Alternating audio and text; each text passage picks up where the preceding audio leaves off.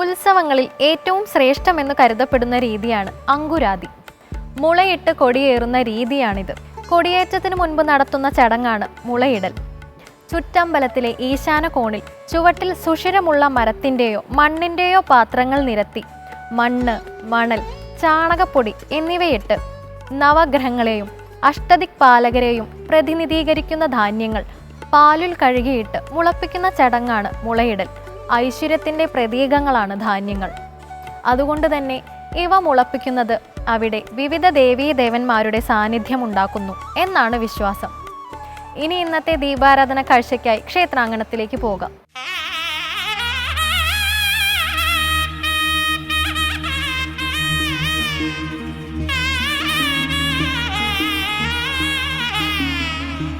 തിരുവനന്തപുരം ജില്ലയിൽ നെയ്യാറ്റിൻകര കാട്ടാക്കട റൂട്ടിൽ മാറനല്ലൂർ നിന്നും 2 കിലോമീറ്റർ മാറി അരുവിക്കര എന്ന പ്രകൃതി രമണീയമായ പ്രദേശത്ത് സ്ഥിതി ചെയ്യുന്ന അതിപുരാതന ക്ഷേത്രമാണ് അരുവിക്കര ശ്രീ ധർമ്മശാസ്താ ക്ഷേത്രം.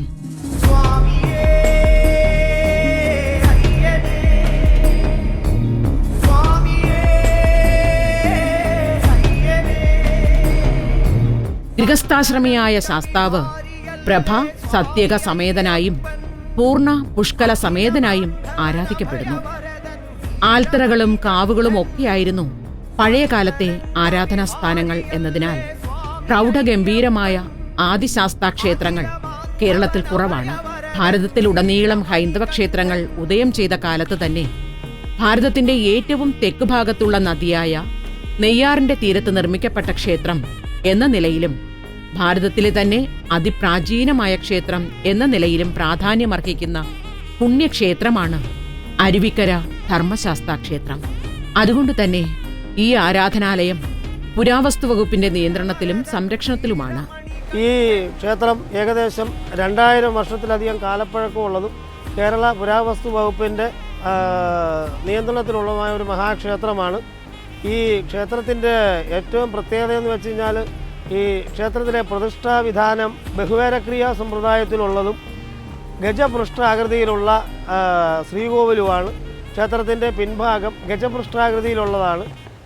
പൂർണ്ണയ്ക്കും പുഷ്കലയ്ക്കും മധ്യേ ശാസ്താവ് വിരാജിക്കുന്ന ക്ഷേത്രമാണിത്. ജാതിഭേദ വിചാര മലിനത മതിയിൽ മായേണം, മാലയിട്ടവർ സ്വാമി തൻ പ്രതിരൂപമായേണം.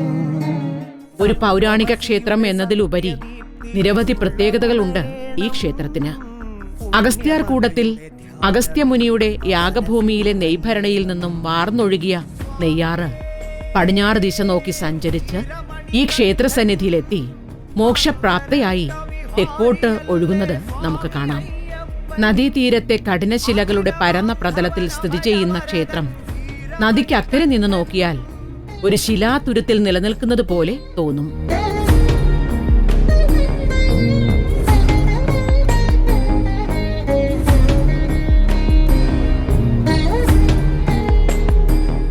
ശ്രീകോവിൽ മിനുക്കിയൊരുക്കിയ വലിയ ശിലാഖണ്ഡങ്ങളാൽ നിർമ്മിച്ചിരിക്കുന്നു.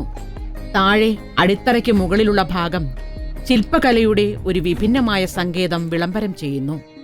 ചുവര് ആരംഭിക്കുന്നിടത്ത് വ്യാളിമുഖങ്ങൾ അടക്കമുള്ള ശിലാശില്പമാലയാണ്. അതിന് താഴെയാകട്ടെ വിഭിന്നങ്ങളായ മൃഗങ്ങളുടെ ശില്പങ്ങളാണ്. ഇതര ക്ഷേത്രശില്പങ്ങൾ പുരാണ മുഹൂർത്തങ്ങളുടെയും മനുഷ്യവികാരങ്ങളുടെയും ആലേഖനമാണെങ്കിൽ ഇവിടുത്തെ ശില്പങ്ങൾ നിഷ്കളങ്കത മുഖമുദ്രയാക്കിയ മൃഗസമൂഹത്തിൻ്റെതാണ്. ഇത്തരം ശില്പങ്ങൾ മറ്റൊരു ക്ഷേത്രത്തിലും കാണാനാവും എന്ന് തോന്നുന്നില്ല.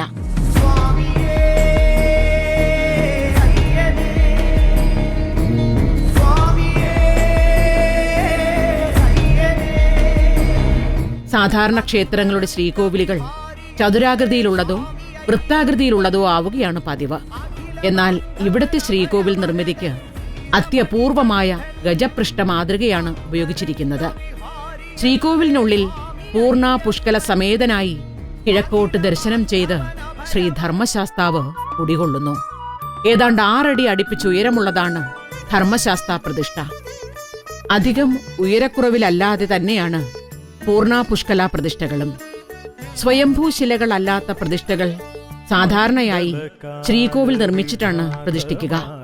ഇവിടെ ശാസ്താവിന്റെ പ്രതിഷ്ഠ നടത്തിയതിനു ശേഷമാണ് ശ്രീകോവിൽ നിർമ്മിച്ചത് എന്നാണ് വിശ്വാസം. പുരാതന കാലത്ത് ശാസ്താവിന് സമീപം ഗണപതിയെയും പ്രതിഷ്ഠിച്ച് ആരാധിച്ചിരുന്നതിനാൽ ആ പ്രതിഷ്ഠ ഇന്നും ശ്രീകോവിലിൽ വച്ച് തന്നെ ആരാധിക്കുന്നു. പുനരൊരു ദീർഘസമാധിയിൽ നിന്നും മണികണ്ഠസ്വാമി ഉണർന്നു. ബഹുവേരാക്രിയ സമ്പ്രദായത്തിലുള്ള ആരാധനയാണ് ഇവിടെ. ആരാധന നടത്തുന്ന രീതിയിലുമുണ്ട് പ്രത്യേകതകൾ. ഗർഭഗൃഹത്തിൽ നിന്നും ദേവനെ പുറത്തെ കണ്ണാടി പ്രതിഷ്ഠയിലേക്ക് ആവാഹിച്ച് അഭിഷേകം, പൂജ എന്നിവ ചെയ്ത് തൃപ്തിപ്പെടുത്തിയ ശേഷം വീണ്ടും മുഖ്യ വിഗ്രഹത്തിലേക്ക് ലയിപ്പിക്കുന്നു. നടന്ന് പൂജിക്കുക എന്ന് വിശേഷിപ്പിക്കാവുന്ന സമ്പ്രദായമാണിത്. ബഹുവേരക്രിയാ സമ്പ്രദായം എന്ന് വെച്ചാൽ ഒരു ശ്രീകോവിലിനകത്തിൽ തന്നെ ഒന്നിലധികം വിഗ്രഹങ്ങൾ വെച്ച് ആരാധിക്കുന്ന ക്ഷേത്രമാണ്. അതേപോലെ ഇത് എത്രയോ നൂറ്റാണ്ടുകൾക്ക് മുമ്പ് വളരെ പാഠവുമുള്ള ഋഷീശ്വരന്മാർ നിർമ്മിതമായ ക്ഷേത്രമാണ്. ആ ക്ഷേത്രത്തിനകത്തിൽ അന്ന് അവർ വിഗ്രഹം വെച്ചതിന് ശേഷം ക്ഷേത്രം പണിത ഒരു സമ്പ്രദായമാണ് ഇവിടെ ഉള്ളത്.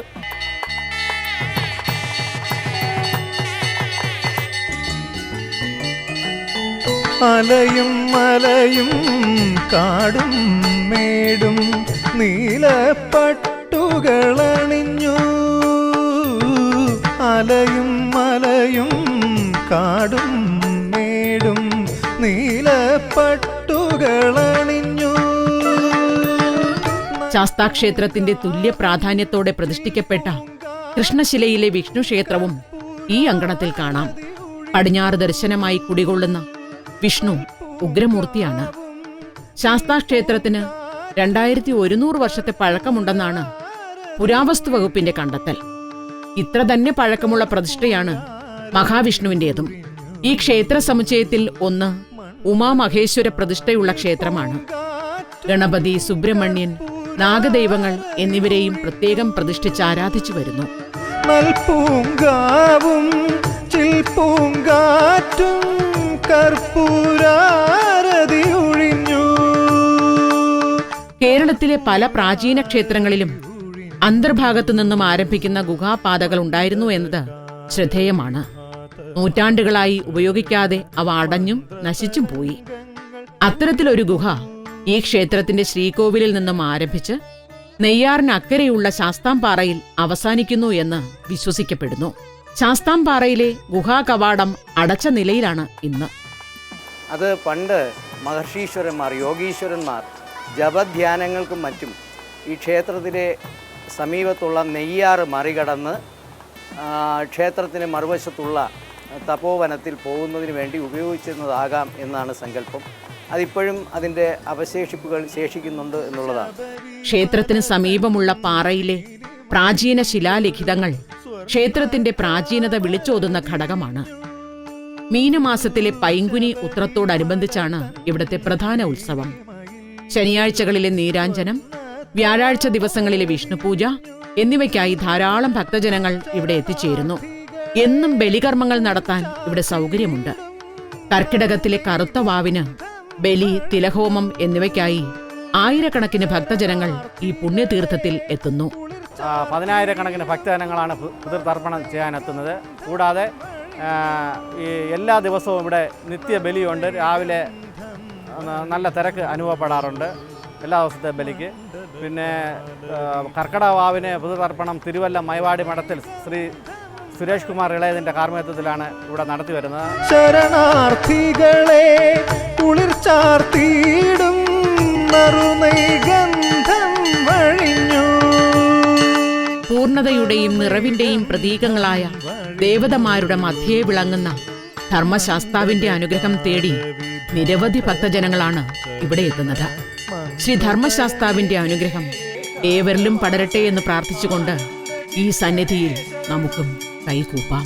ശ്രീഭൂതനാഥനേ ശരണം, ശ്രീനാഥഭൂതനേ ശരണം, വേദാന്ത വേദ്യനേ ഏകാന്തവാസനേ ആനന്ദചിത്തനേ ശരണം.